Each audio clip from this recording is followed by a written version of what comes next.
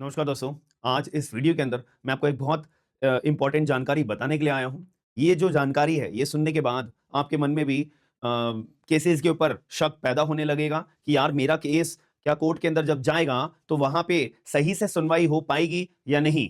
मेरे जो केस के अंदर मुझे जो जस्टिस मिलना है, वो सही से मिल पाएगा या नहीं? मेरा जो केस है, वो फेयर ट्रायल के तौर पे चल पाएगा या नहीं? मैं 100% कह रहा हूं आपके मन में ये डाउट जरूर आएगा। तो पूरी वीडियो शुरू से लेकर अंत तक जरूर देखिएगा। आपके लिए बहुत जरूरी है ये जानना, याद रखना। और मैं आपको इसका सोल्यूशन क्या हो सकता है, मैं आपको उसके बारे में भी बात करूंगा। चलो, सबसे पहले केस का नाम है ये प्राइवेट केस का मैटर है, मतलब सेक्सुअल ऑफेंसेस का ये मैटर है। इसीलिए यहां पे पार्टी का नाम, जो विक्टिम का नाम है, वो छुपा दिया जाता है। तो XXX versus state of Uttar Pradesh, ये अपना डायरी नंबर है, केस नंबर है। 2025 के अंदर honourable supreme court of India के पास ये मामला गया था।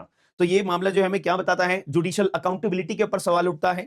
रिकॉर्ड जो होता है कोर्ट के अंदर, जो केस फाइल्स होती हैं, रिकॉर्ड जो मेंटेन होता है, वो टेम्पर करा गया था, इसके ऊपर सवाल उठता है। विक्टिम के राइट्स के ऊपर सवाल उठता है। आर्टिकल नंबर 21 के अंदर जो हमें fair trial as a fundamental right दिया गया था, उसके ऊपर सवाल उठता है। और एक्सेस टू जस्टिस, जस्टिस हमें मिल पाएगा कोर्ट में आकर या नहीं मिल पाएगा, इसके ऊपर सवाल उठता है। तो मैं पूरा आपको कहानी बताता हूं। सबसे पहली बात, यहाँ पे क्या हुआ था, यहाँ पे दो रेप के केसेस थे जो FIR के जरिए रजिस्टर्ड हुए थे। तो जब यहाँ पे रेप के केसेस एक हुआ था, जैसे कि मैं एक बता रहा हूं, एक P केस हुआ था 2009 के अंदर, और एक Z केस हुआ था 2012 के अंदर। यहाँ पे ये दोनों केसेस रेप के थे, ये भी रेप केस था, और ये acid attack plus rape case था। तो ये दो केस अपने रजिस्टर्ड हुए थे। तो यहाँ पे रेप जब ये केस गए तो FIR दर्ज हुई। अब जब FIR दर्ज होती है, उसकी प्रक्रिया क्या होती है, पुलिस वाले FIR दर्ज करेंगे, उसके बाद इन्वेस्टिगेशन करना शुरू करेंगे। इन्वेस्टिगेशन करते दौरान पुलिस के पास दो रास्ते होते हैं। इन्वेस्टिगेशन करते करते पुलिस के पास दो रास्ते होते हैं कि भाई इस मामले को मुझे यहाँ पे मामला बनता है, मतलब कि एक्चुअल में अपराध हुआ है प्राइमा फेसाई, एक्चुअल में अपराध हुआ है प्राइमा फेसाई या नहीं हुआ है। अगर अपराध होता है तो पुलिस वाले मैजिस्ट्रेट के पास चार्जशीट फाइल करते हैं, और अगर अपराध पुलिस वालों को छानबीन करने के बाद प्राइमा फेसाई ये समझ में आता है कि अपराध नहीं हुआ है, तो पुलिस वाले क्या करते हैं, क्लोजर रिपोर्ट फाइल करते हैं। तो यहां पे उत्तर प्रदेश की जो पुलिस के द्वारा इन्वेस्टिगेशन करी जा रही थी, वहां पे उत्तर प्रदेश पुलिस ने क्या बोला कि इन मामलों में कोई केस नहीं बनता, कोई अपराध नहीं बनता। प्राइमा फेसाई पुलिस वालों ने ये बोला कि कोई रेप नहीं हुआ है, कोई एसिड अटैक नहीं हुआ है, सब लोग झूठ बोल रहे हैं। तो इस वजह से पुलिस वाले ने क्या करा, क्लोजर रिपोर्ट फाइल कर दी। अब जब हमारा जो कानून का जो रूल है, वो रूल क्या होता है कि जब भी क्लोजर रिपोर्ट फाइल करी जाती है तो ये मैंडेटरी होता है विक्टिम को इन्फॉर्म करना। मतलब ये बात को इन्फॉर्म भी तो करोगे ना। मान लेते हैं W नाम की विक्टिम है, इसके साथ अपराध हुआ है या अटेम्प्ट हुआ है। अब इन्होंने, विक्टिम ने FIR दर्ज कराई, पुलिस ने इन्वेस्टिगेशन करी, पुलिस जो है क्लोजर रिपोर्ट फाइल कर रही है, और आप W को इन्फॉर्म भी नहीं कर रहे हो, ये तो गलत बात है। तो यहाँ पे एक बात तो यहाँ पे ये चीज सामने आई कि पुलिस वाले ने क्लोजर रिपोर्ट लगा भी रहे हैं और W को आपने इन्फॉर्म भी नहीं करा, पहली गलती। दूसरी गलती क्या करी, W से पूछ रहे हैं कि भाई फाइल तो दिखाओ, क्लोजर रिपोर्ट का ग्राउंड तो बताओ, आपने इन्वेस्टिगेशन में करा क्या है वो तो बताओ, कुछ भी नहीं बता रहे हैं। ठीक है, ये दूसरी गलती हो गई है। तो क्लोजर रिपोर्ट फाइल कर जब, और इसका कानूनी अधिकार क्या होता है, W के पास कानूनी अधिकार क्या है कि जब पुलिस वालों ने क्लोजर रिपोर्ट फाइल कर दी है, तो अब इस क्लोजर रिपोर्ट को चैलेंज किया जा सकता है। इस क्लोजर रिपोर्ट को चैलेंज किया जा सकता है। चैलेंज कैसे करोगे, आप जो है विक्टिम होने के नाते, ये विक्टिम क्या करेंगे, प्रोटेस्ट पिटीशन फाइल करेंगे। प्रोटेस्ट पिटीशन आपका एक अधिकार है, राइट है बिल्कुल, कि आप ये पॉइंट रेज करोगे कि जैसा अपराध मेरे साथ हुआ है, पुलिस के साथ नहीं हुआ। तो पुलिस कौन होती है, ये बताने वाली कि क्लोजर रिपोर्ट की कोई केस नहीं बनता। मैं कह रही हूं ना कि मेरे ऊपर अपराध हुआ है, मेरे पास सबूत भी हैं, तो ये सारी बातें आप क्लोजर रिपोर्ट फाइल करके क्लोजर रिपोर्ट को आप चैलेंज कर सकते हो। प्रोटेस्ट पिटीशन फाइल करने के बाद में सबूत पेश करोगे और आपकी क्लोजर प्रोटेस्ट पिटीशन के अंदर दम होता है, तो मैजिस्ट्रेट इसको नकार देते हैं कि ये गलत क्लोजर रिपोर्ट है, और आपकी प्रोटेस्ट पिटीशन को एज अ कंप्लेंट मानते हुए मैजिस्ट्रेट क्या करते हैं, कॉग्निजेंस ले लेते हैं। एक तो ये रास्ता होता है, बट एक कॉमन सेंस से मुझे बताओ, मुझे अगर प्रोटेस्ट पिटीशन फाइल करनी है तो मैं प्रोटेस्ट पिटीशन फाइल कैसे करूंगा? पहले मेरे पास क्लोजर रिपोर्ट की डिटेल्स तो हो भाई। मेरे को पुलिस वाले पहले बताएं तो सही, क्लोजर रिपोर्ट में किस आधार पे उन्होंने ये बात बोली है कि क्लोजर रिपोर्ट हम फाइल कर रहे हैं, मतलब किस ग्राउंड पे क्लोजर रिपोर्ट उन्होंने तैयार करी थी, किस ग्राउंड पे क्लोजर रिपोर्ट के कंक्लूजन पे ये आए हैं, उसी पॉइंट को पिक करके तो मैं चैलेंज करूंगा ना अपनी प्रोटेस्ट पिटीशन के अंदर। तो वही पॉइंट हुआ, पुलिस वालों ने जानबूझ के ये क्लोजर रिपोर्ट की फाइल भी रोकी हुई थी। अगर इन्हें पता लग जाता तो ये प्रोटेस्ट पिटीशन फाइल कर देते और प्रोटेस्ट पिटीशन का ग्राउंड बना के मैजिस्ट्रेट कॉग्निजेंस ले लेते, फिर केस आगे चल जाता। तो जो कि पुलिस वालों को यहाँ पे केस आगे नहीं चलाना था। ऐसा आपको भी पूरी ये बात, जब जजमेंट की कॉपी आपको पास आज मैं अपने टेलीग्राम पे शेयर कर दूंगा, ये पढ़ने के बाद आपके भी सामने यही बात आएगी, याद रखना मेरी बात, ठीक है? तो क्लोजर रिपोर्ट यहाँ पे फिर भी विक्टिम ने क्या करा, प्रोटेस्ट पिटीशन फाइल कर दी थी और मैजिस्ट्रेट ने कंप्लेंट इसको कंप्लेंट मानते हुए कॉग्निजेंस ले लिया था। बट केस तो वीक था। केस वीक क्यों था? क्योंकि विक्टिम के पास सारे कोई सबूत नहीं थे, इतने पुख्ता सबूत नहीं थे कि कॉग्निजेंस के बाद केस आगे चलाया जा सके। इसी वजह से, लैक ऑफ एविडेंस की वजह से ये कंप्लेंट रिजेक्ट हो जाती है। अब उसके बाद यहाँ पे मांगी जाती है केस की फाइल। केस की फाइल कहां है? केस की फाइल कहां है? विक्टिम बार बार बोलती रही मेरे केस की केस की फाइल कहां है, केस की फाइल कहां है, केस की फाइल कहां है, रिकॉर्ड कहां है, एफआईआर की कॉपी कहां है, क्लोजर रिपोर्ट की कॉपी कहां है, ठीक है? विक्टिम यहाँ पे मांग करती रही, लेकिन सारे के सारे जो एडमिनिस्ट्रेशन था वो बस एक ही बात बोल रहा था, फाइल मिस हो चुकी है, फाइल खो चुकी है, फाइल हमें नहीं पता कहां पे है। अब यहाँ पे एक सवाल उठता है कि जो कोर्ट फाइल होती है वो एलमद रूम के अंदर रखी होती है, मतलब कि कोर्ट के जुरिडिक्शन के अंदर, कोर्ट के प्रीमाइसेस में होती है, जो कोई भी व्यक्ति ऐसे ही फाइल उठा के कहीं ले जा नहीं सकता। इनफैक्ट एडमिनिस्ट्रेशन जो होता है उसके पास भी इतना अधिकार नहीं है, ठीक है? तो वहां से फाइल कहां गायब हो सकती है? अब मामला बढ़ते एक टाइम, अब 2025 के अंदर जो मैंने आपको भी जजमेंट दिखाया, मामला गया सुप्रीम कोर्ट ऑफ इंडिया के पास। सुप्रीम कोर्ट ऑफ इंडिया ने बोला ये तो बहुत ही शॉकिंग बात है यार कि कोर्ट के अंदर से फाइल गायब हो गई है केस की, और इतने 2009 के 12 के मैटर है और 2025 अब चल रहा है, 25 चल रहा है। तो ऐसे केस के अंदर जब फाइल होगी ही नहीं तो कोर्ट में केस चलेगा कैसे? जब फाइल होगी ही नहीं तो कोई एविडेंस होगा ही नहीं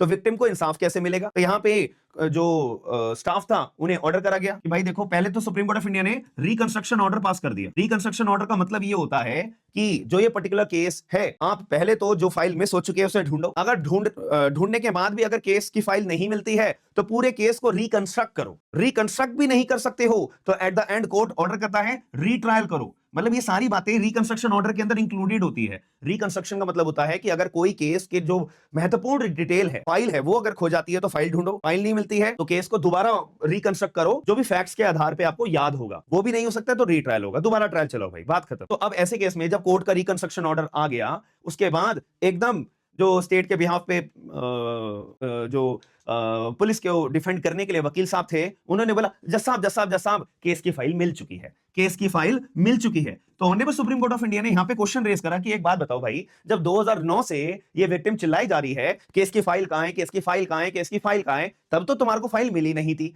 अब हमने 2025 के अंदर रिकंस्ट्रक्शन ऑर्डर पास करा, तब तुम कह रहे हो एकदम केस फाइल मिल चुकी है। तो ये अब दो सवाल यहां पे उठते हैं। पहला कि यह तो जानबूझ के केस की फाइल को मिसिंग करा गया ताकि केस आगे बढ़ाया ना जा सके, केस यहीं पे लटका रहे और कभी जो अपराधी हैं वो बाहर अपना मौज करते रहे, और केस कभी चलेगा नहीं, ट्रायल कभी शुरू होगा नहीं, तो कभी सजा होगी ही नहीं, क्योंकि केस की फाइल मिसिंग है। अगर ऐसा शो करा है तुमने तो तुम्हारे तो पूरे के पूरे डिपार्टमेंट के ऊपर इंक्वायरी बैठेगी और क्रिमिनल लायबिलिटी जो बनती है वो बनेगी, सस्पेंशन टर्मिनेशन जो होना है वो होगा ही होगा। या फिर अगर ये ह्यूमन एरर था, ह्यूमन एरर भी अगर होगा तो भाई वो आपको प्रूव करना पड़ेगा कि ये ह्यूमन एरर था, जो कि इतना आसान नहीं है। तो यहाँ पे honourable supreme court of India ने जैसे ये बोला था कि केस फाइल मिल गई है जज साहब, तो honourable supreme court of India ने यहाँ पे जो पर्टिकुलर कंसर्न जुरिडिक्शन था, कंसर्न जुरिडिक्शन के जो डिस्ट्रिक्ट जज होते हैं, इनको ऑर्डर कर दिया है कि भाई आप जो है ये पर्टिकुलर जितना भी स्टाफ है जो ये केस फाइल को मिसिंग चला रहा था ना, पूरे एडमिनिस्ट्रेशन के ऊपर इंक्वायरी बिठाई जाए। तो इंक्वायरी का ऑर्डर पास कर दिया और 6 हफ्तों का टाइम दिया गया है। 6 हफ्तों के अंदर अंदर ये पूरी इंक्वायरी को कंप्लीट करके हमारे पास रिपोर्ट सबमिट करिए कि क्या यहाँ पे जानबूझ के जस्टिस को रोका जा रहा था केस फाइल के मिसिंग के तौर पे,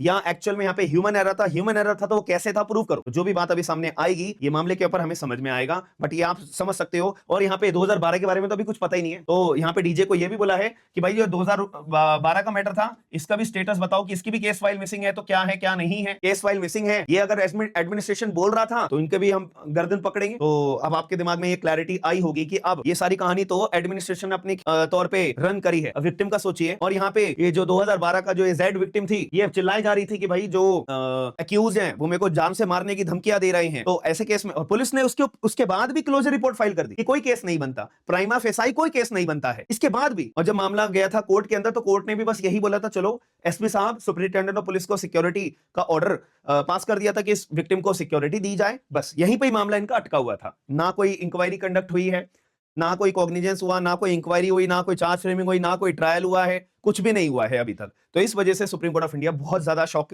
हो गए थे ये हरकतों को देखने के बाद में जो उत्तर प्रदेश के अंदर करी जा रही है। और ये तो 2 केसेस ऐसे हैं जो सामने आए हैं। अब आप सोचो हजारों केस कितने होंगे जो अभी तक honourable supreme court of India तक अप्रोच करने तक सक्षम नहीं होंगे और उनके पास गए नहीं होंगे। ये 2 केसेस अभी सामने आए हैं तो बात आई है, और हजारों कितने की तादाद में केसेस हैं जो पेंडिंग में हैं और जो फेस कर रहे हैं। अब यहां पे सीखने वाली बात क्या है? सीखने वाली बात ये होती है, जहां पे भी आपको लगता है कि आपके साथ गलत हो रहा है, या जहां पे भी आपको लगता है कि टाइम पे जो काम होना चाहिए था वो नहीं हो रहा है, जैसे कि यहां पे क्लोजर रिपोर्ट जब फाइल कर दी गई है, विक्टिम को पता नहीं चला कि क्लोजर रिपोर्ट फाइल कर दी है, मेरे को इन्फॉर्म नहीं करा, आप डायरेक्ट सुपीरियर कोर्ट में जाइए, हायर कोर्ट में जाइए इस बात को रेज करने के लिए। और अगर डायरेक्ट अपनी बात आपको सुप्रीम कोर्ट ऑफ इंडिया तक लेकर जानी है, तो आप डायरेक्ट रिट पिटीशन फाइल करिए कि ये मेरा फंडामेंटल राइट है, वॉयलेट हुआ है। तो जितने जल्दी आप ऊपर की अदालत में लेकर जाओगे मामले को, उतनी जल्दी आपकी सुनवाई होगी और आपके साथ जो इनजस्टिस हो रहा है,